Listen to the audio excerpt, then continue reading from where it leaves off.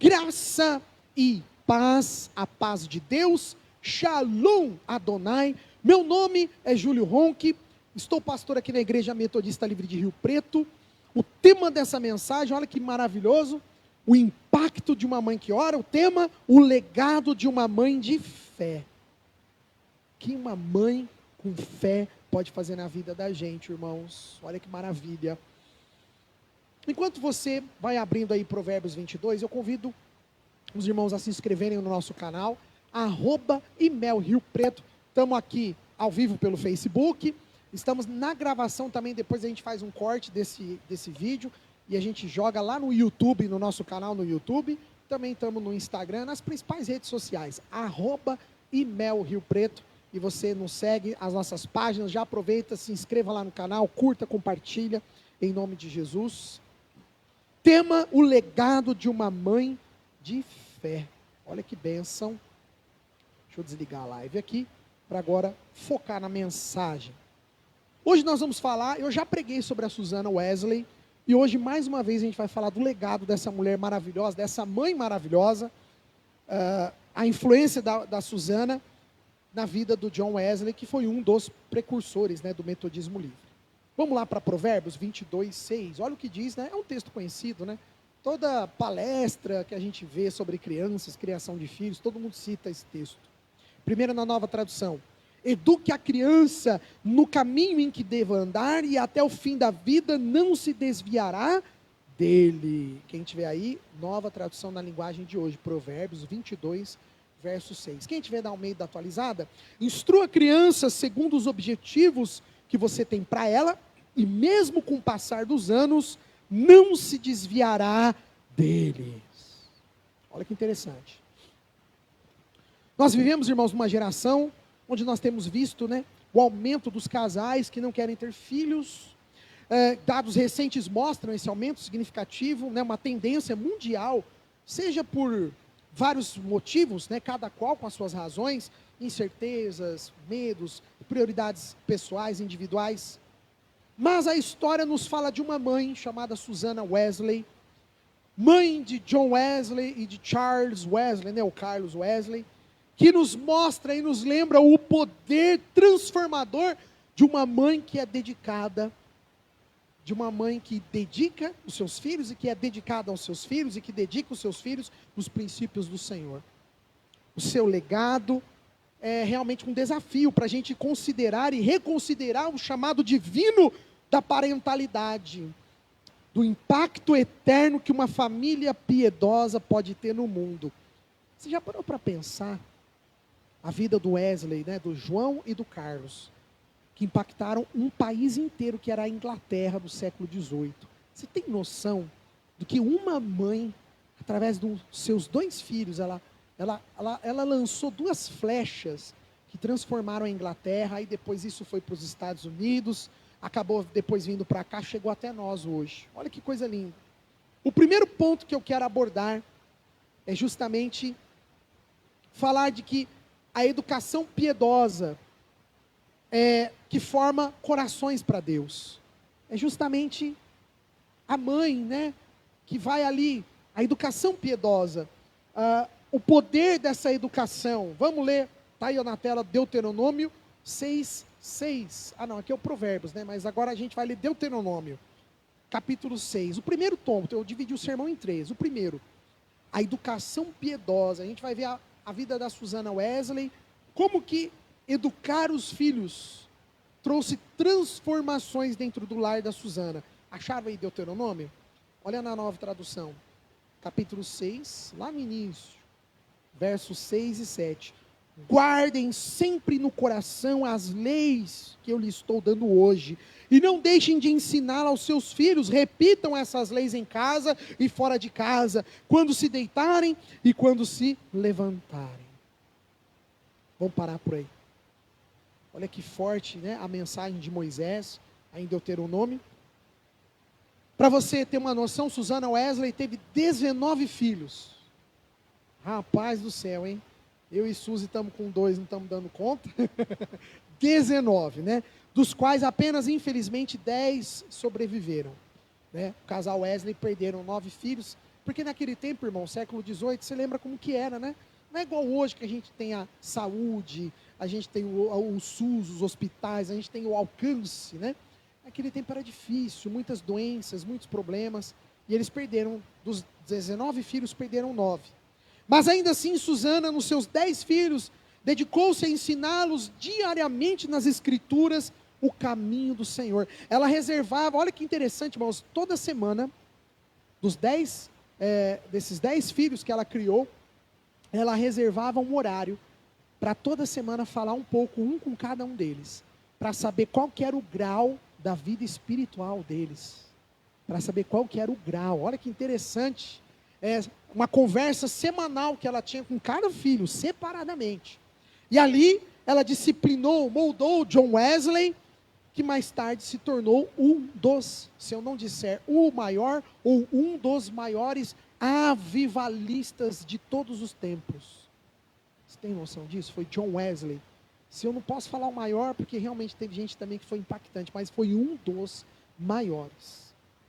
E é interessante que no metodismo, Wesley, ele justamente passou a enfatizar a santificação, sendo um processo contínuo de crescimento na graça. É interessante que Wesley, ele não vem com uma receita de bolo pronta. Você entrou na igreja, batizou, acabou o teu processo. Não. Para Wesley, a santificação, ela era um processo em construção diário. Fala para quem está do lado. Diariamente. É cada dia, nós somos moldados, irmãos. É um crescimento na graça, dia após dia. E Wesley, interessante que na teologia dele, Wesley destacava que a fé deve ser vivida no cotidiano, no dia a dia. Tinha até uma música antigamente dos The Kids on the Block, né? Não era isso mesmo, Marco? Fui longe agora, hein? Chamava-se Step by Step, não tinha uma música assim? Que é dia, a Debrinha vai lembrar, ela gostava desse grupo lá, as irmãs tudo lembrando aqui, né? Que é dia a dia, step by step, passo a passo. Para Wesley, a nossa fé, ela tinha que ser vivida assim. Não é um negócio para você ficar, não, a fé é dia a dia. Vai lá, no seu cotidiano. E nós, pais, temos a responsabilidade em ensinar, em educar os nossos filhos com essa visão de fé diária, né? Com essa porção de fé diária. Olha que interessante. Numa era de tanta distração digital, né? A gente sai para os lugares, a gente já pega o telefone, aí fica ali na mesa do restaurante, 3, 4 olhando o telefone, é assim? Mas até comigo, irmão, eu não estou aqui criticando, nós estamos numa era de tanta distração digital, de tantos valores relativos, ou até mesmo supérfluos, que é preciso nós resgatarmos, irmãos, nós metodistas, resgatarmos o compromisso em ensinar os nossos filhos, as nossas crianças nos caminhos do Senhor. Essa nova geração, ela precisa de pais que, como a Susana Wesley, invistam tempo, invistam seu amor na formação espiritual dos seus filhos. E eu digo que essa é a parte mais desafiadora que tem, não é? Porque hoje a gente terceiriza tudo, não é assim? Hoje a gente paga a babá, hoje a gente paga o professor particular, hoje a gente paga a aula de reforço, hoje a gente paga o contraturno. Hoje eu não estou dizendo que nada disso seja ruim, pelo contrário, tudo isso é muito bom, é necessário. Mas nós pais, nós metodistas, nós cristãos, precisamos aprender que é necessário, é essencial nós educarmos, formação, especialmente a educação piedosa. A gente mostrar para os nossos filhos que existe piedade nessa terra, tão difícil, uma terra de tantas dores, né? Uma terra de tanto bullying, né? Uma terra onde que os jovens sofrem tanto nas escolas e a gente tem que ensinar os nossos filhos a terem piedade. É difícil, muito desafiador, mas é essencial. Nós metodistas, é a nossa essência, a piedade. Você não pode nunca esquecer disso, irmãos. Quando você pensar em metodismo, eu sempre falo, primeira palavra que vem no meu coração de Wesley, moderação. O metodista, ele era moderado. E o segundo ponto, piedoso. A gente precisa ser pessoas piedosas. Difícil, né? No mundo onde a gente tem tanto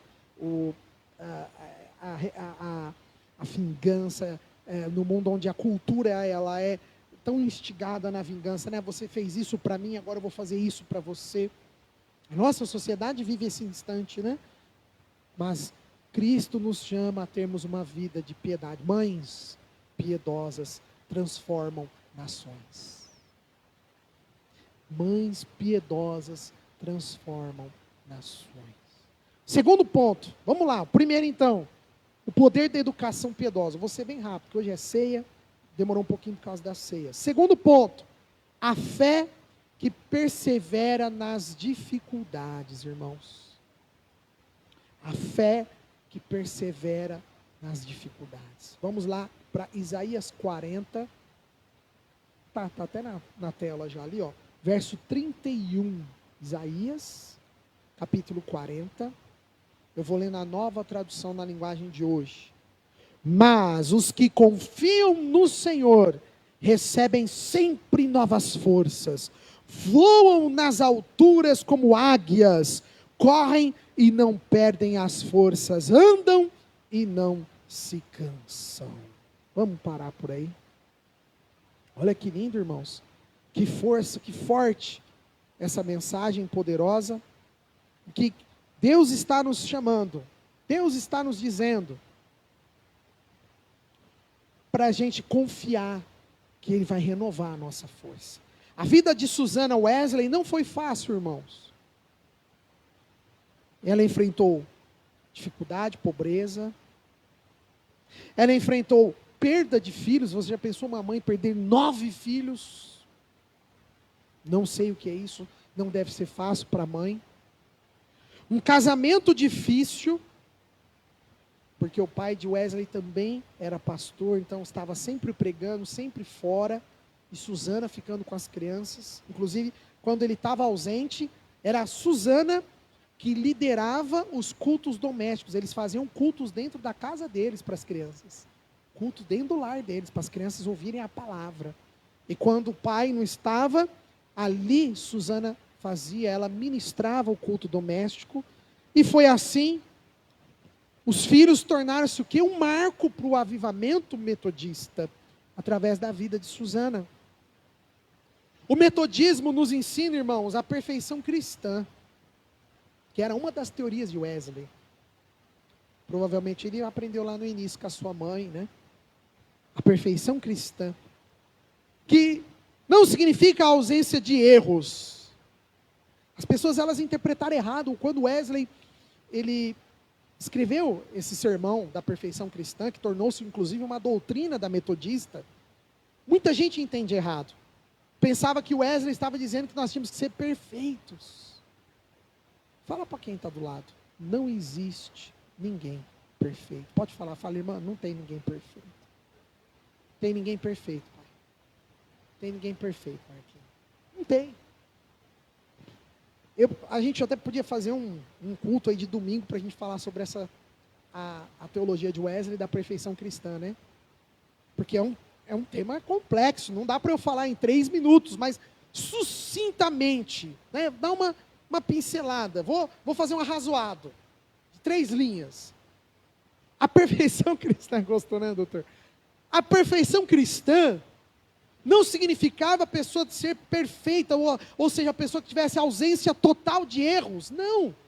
Mas, para o coração de Wesley, para a visão de Wesley teológica, a perfeição cristã significava aquela pessoa que tinha um coração totalmente consagrado para Deus, um coração perfeitamente consagrado para Deus. Era o próprio coração de Wesley. Wesley respirava, Wesley vivia, Wesley ia dormir, Wesley acordava pensando no reino. Você tem noção de tudo, se nós pegarmos de tudo que Wesley fez, que eu sempre falo para a Suzy, nossa, se eu conseguisse fazer 0, eu antigamente falava 1%, mas como eu estou tão ruim na história, hoje eu não falo mais nem 1%, eu falo, se eu conseguisse fazer 0,5% do que Wesley foi como pastor. Porque ele acordava respirando o reino, ele dormia respirando o reino, ele vivia respirando o reino de Deus. Para ele era o mais importante. E as pessoas não entenderam na sua época, houve muitas críticas nesse sermão de Wesley, quando Wesley escreveu a perfeição cristã. Muitos teólogos, muitos pastores começaram a criticá-lo. Ah, você é o bom. Como nós temos aqui no Brasil, nós temos aquele ditado, né? Você é um melhorzão, um bonzão. Lá na Inglaterra também, provavelmente, eles tinham os jargões deles, né? Os apelidos. Não, Wesley, não é assim, mas as pessoas não conseguiram pegar a essência. Perfeição cristã para Wesley era aquela pessoa que tinha um coração totalmente dedicado para Deus. Não significava que ela não tinha erros, mas significava que o coração dela estava tão voltado para Deus, que para ela não tinha mais as coisas do mundo, as coisas desta terra, nada importava, porque ela só estava preocupada com o reino de Deus. Aleluia! A pessoa que consagrava totalmente o seu coração a Deus. Quando a gente começa a pegar os hinos do Charles Wesley, o Charles escreveu inúmeros hinos, né? O irmão do John Wesley. Ele talvez não pregou tanto quanto Wesley, mas ele escreveu muitas canções que teologicamente perfeitas, né? Teologicamente com canções baseadas, né? Teologicamente, muito diferente de hoje em dia as músicas, né? E o Carlos Wesley, olha que interessante, em vários hinos, ele celebrava a fidelidade de Deus, mesmo em meio às lutas. Isso é ser perfeição cristã, isso é ter a perfeição cristã. É você estar passando pelas dificuldades, pelas provas, pelas lutas, e ainda assim você continuar fiel ao Senhor. Às vezes muitas pessoas temem por ter filhos. Talvez você que está assistindo essa gravação, ou esse culto no YouTube, algum dia, algum momento nesse universo, teme por ter filhos, né? A gente fica receoso, meu Deus, o que vai ser o dia de amanhã, nessa sociedade tão depravada, nessa sociedade tão corrupta, nesse mundo tão difícil, nessa terra de tanta dor, de tanto sofrimento. Mas Susana Wesley é um exemplo para nós, que mesmo em meio às dificuldades, Deus sustenta aqueles que nele confiam. Aleluia! Que Deus... Ele, irmãos, é um ato de fé. Ser pai e mãe, a parentalidade é um ato de fé. Não é um ato de garantias humanas. É porque nós nem sabemos o que nossos filhos tornar-se-ão. Você sabe que seus filhos tornar-se-ão? Eu não sei. A gente educa, a gente cria, a gente ensina, mas eu não sei o que meus filhos tornar-se-ão lá na frente. Então, parentalidade, ela não é um ato de garantia humana, mas ela é totalmente de confiança na provisão divina. Aleluia. Você, pai e mãe, confiar, mãe, confia no Senhor. E por último, para encerrar, o impacto da mãe que ora. Eu falava isso até outro dia, a gente estava junto falando sobre isso. O impacto, irmãos. Vamos lá para 1 Samuel. Já está lá, já, né? Mas tudo bem, vamos lá. Na nova tradução na linguagem de hoje. 1 Samuel, capítulo 1. 1 Samuel, capítulo 1, verso 27 e verso 28.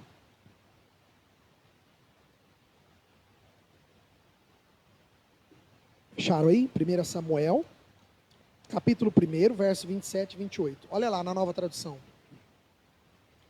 Lembra? É Ana falando aqui. Eu pedi esta criança a Deus, o Senhor, e Ele me deu o que pedi. Por isso agora estou dedicando este menino ao Senhor. Enquanto ele viver, pertencerá ao Senhor. E então eles adoraram a Deus ali. É o momento que Ana está entregando Samuel. É o momento que Ana está... todos nós já conhecemos a história de Ana. Eu acho que até Conoma Silmara já pregou sobre Ana. Eu acho que o Conomo Milton já pregou sobre Ana. Eu já preguei sobre Ana. A história de Ana... Olha, irmãos, se você não conhece, Escola Bíblica Dominical para você. 2 cápsulas por dia de Escola Bíblica Dominical resolve, né? Lembra, Ana não podia ter filhos, era casada com Eucana. E naquele tempo, lógico, havia, né, uma poligamia. Um marido tinha naquele tempo muitas esposas. E Eucana era casado com Ana e Penina. E Ana não podia ter filhos. E Penina já tinha filhos. E ela fazia chacotas com Ana. Mas Ana era fiel a Deus. E aí a gente sabe a história toda. Ana conseguiu engravidar. Ana conseguiu dar à luz a Samuel. E ela dedica aqui Samuel. Sabe, quando eu olho para a vida da Susana Wesley, que orava fervorosamente por seus filhos. Susana, para nós um exemplo de a mãe que ora, da mesma forma Ana aqui entregando Samuel para Deus. Wesley é um testemunho vivo do poder da oração de uma mãe ao clamar ao Senhor. O legado de Wesley nos mostra como é importante a mãe que ora, a mãe que intercede, a mãe. E é interessante que no metodismo, né? O metodismo priva pela oração, valoriza a oração eficaz como meio de transformação. A oração, ela é transformadora. A oração, ela tem o poder de transformar. A intercessão dos pais na vida dos filhos é um instrumento poderoso, irmãos. A vida de intercessão de um pai e de uma mãe. É interessante que o Adam Clarke, aquele teólogo metodista que eu sempre gosto de citar, ele tem um comentário que ele falava assim, ensinava que a oração move o coração de Deus, o Adam Clarke, e que prepara o caminho para o agir de Deus, para o seu agir. E é verdade, né? É a oração que ela que traz o movimento para a máquina. Tem um outro teólogo metodista, que inclusive esse aqui é mesmo um teólogo metodista, diga-se de passagem, né? O Howard Snyder. Não sei se Marcos chegou a conhecê-lo pessoalmente, o Howard Snyder ou não? Não? E o Howard, olha que legal, né? Esse teólogo metodista, né, contemporâneo nosso, diz assim, ele afirma que as famílias que oram juntas são agentes do reino de Deus na sociedade. Quando você dentro do teu lar ora com a tua família, irmãos, nós nos tornamos agentes de Deus nessa sociedade que está cada vez mais indo para o buraco. Né? A sociedade está cada vez mais, infelizmente, se tornando cada dia mais tão deturpada de tudo aquilo que Deus havia planejado para nós. Mas, irmãos, não se preocupa. Nós que somos ainda aquela pontinha de luz que tem deflagrado em meio às trevas, em meio à escuridão. Somos nós, irmãos. É você, sua casa, seu lar, sua família. Por isso, Susana Wesley nos inspira nesse Dia das Mães. Que crer que ter filhos é um ato de fé e de esperança. Olha aí, mamães, para vocês. Em um mundo que cada vez mais prioriza o individualismo, né? Eu que importa, o eu, o que eu gosto, o que eu quero, o que eu sou, apenas o eu. Deus nos chama para investirmos em vidas que vão impactar gerações. Somos nós, irmãos. Deus espera em nós. Por isso, apenas três, como eu posso dizer, 3 dicas para o final. A primeira, para os casais que não têm filhos aí, olha lá, minhas bênçãos. Não tenham medo de abençoar o mundo através dos seus filhos. Não tenha medo. Agora uma dica para nós, pais e mães, quem já é de lambuja aí, já tem mais tempo. Sejam intencionais com seus filhos. Sabe o que é intencional? É tudo aquilo que você faz é voltado para alguma coisa, sabe? Para uma intenção. E a nossa intencionalidade tem que ser o quê? Para a palavra de Deus, para o reino de Deus, para as coisas de Deus. Então nós, pais e mães, sejamos intencionais na educação e oração dos nossos filhos. E agora como um todo, para nós igreja. Às vezes você não tem filho, às vezes os filhos já estão grandes e tal.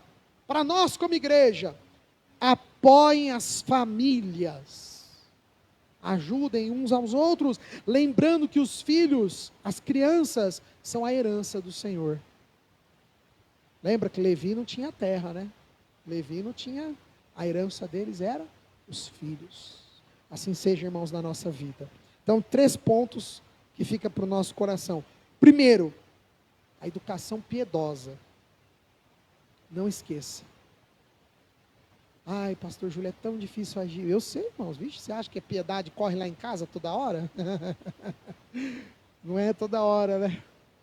Mas a gente tem que procurar ensinar piedade para os nossos filhos. Segundo ponto, a fé que persevera mesmo nas dificuldades. Sabe, irmãos, ter filhos não é apenas algo humano, é muito mais algo na fé, é muito mais um ato de fé do que ato humano.